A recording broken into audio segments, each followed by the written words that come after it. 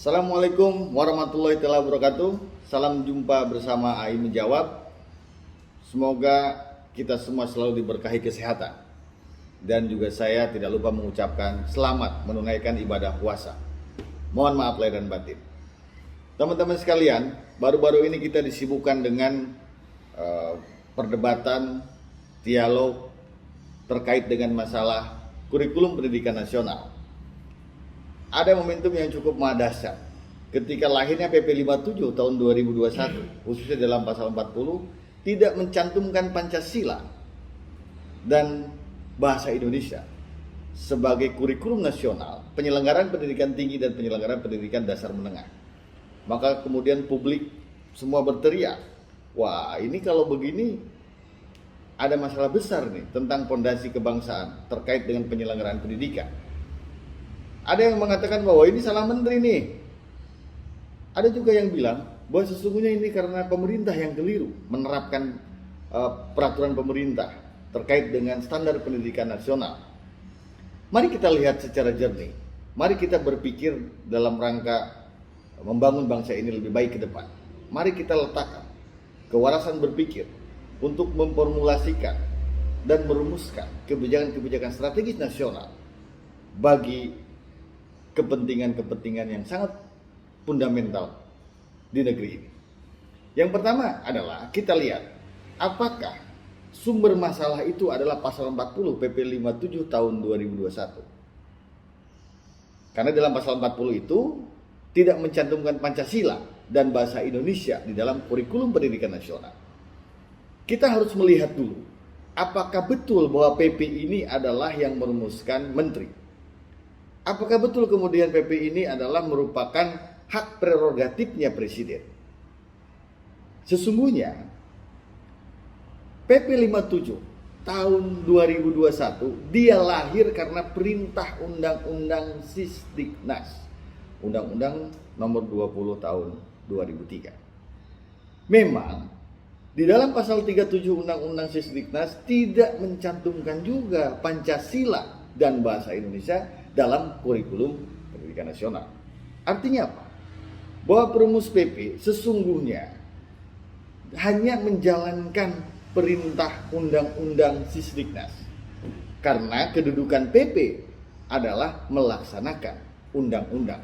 Itu sebagaimana dimaksud di dalam Undang-Undang Dasar 45 pasal 5 gitu ya.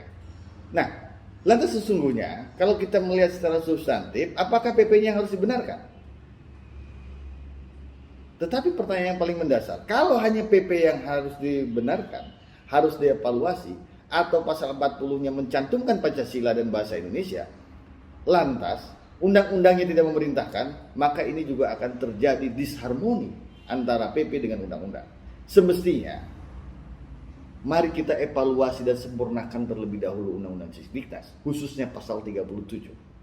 Agar di dalam pasal 37 itu mencantumkan Pancasila dan bahasa Indonesia menjadi kurikulum nasional dalam rangka penyelenggaraan pendidikan. Yang kedua kemudian, kalau kita melihat kepada Undang-Undang Pendidikan Tinggi, di dalam pasal 35 sesungguhnya ada bahwa Pancasila dan bahasa Indonesia itu menjadi kurikulum nasional. Sehingga tidak hanya PP saja, tidak hanya Undang-Undang Sisdiknas nomor 20 tahun 2003, tapi juga termasuk Undang-Undang Pendidikan Tinggi nomor 12 tahun 2012 yang harus sinkron. Maka dari itu, langkah pertama adalah sinkronkan terlebih dahulu antara Undang-Undang Pendidikan Tinggi dan Undang-Undang Sisdiknas. Lantas kemudian barulah kita perbaiki, kita sempurnakan PP-nya. Nah, kita harus paham dan kita juga mengetahui semua bahwa sesungguhnya undang-undang itu dia lahir karena perintah konstitusi. Bahwa konstitusi mengatakan di dalam alinea keempat cukup jelas bahwa Pancasila itu sebagai basic berpikir kebangsaan.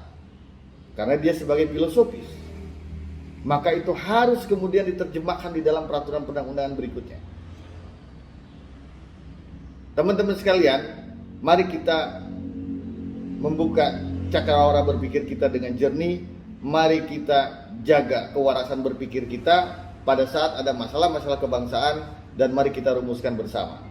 Maka langkah strategisnya adalah baik pemerintah atau DPR segera mengajukan usulan perubahan terhadap Undang-Undang Sisdiknas, khususnya pasal 37, yaitu mencantumkan Pancasila dan bahasa Indonesia, sehingga nanti akan diterjemahkan di dalam PP dan Pancasila serta bahasa Indonesia menjadi kurikulum nasional. Apakah boleh kita mengajukan perubahan undang-undang sementara prolegnas sudah ditetapkan? Tentunya boleh.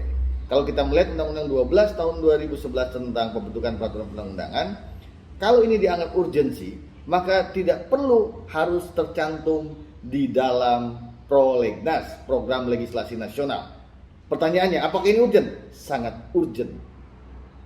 Kenapa sangat urgent? Karena bangsa ini dibangun atas dasar cara berpikir. Secara filosofis, Pancasila adalah falsafah kebangsaan yang harus diterjemahkan di seluruh peraturan perundang-undangan. Demikian, mari kita bersama-sama berdialog. Mari kita bersama-sama berpikir tenang demi kebaikan dan perbaikan kekeliruan-kekeliruan yang terjadi pada saat ini. Sampai jumpa di episode berikutnya. Selalu sehat. Salam AI menjawab.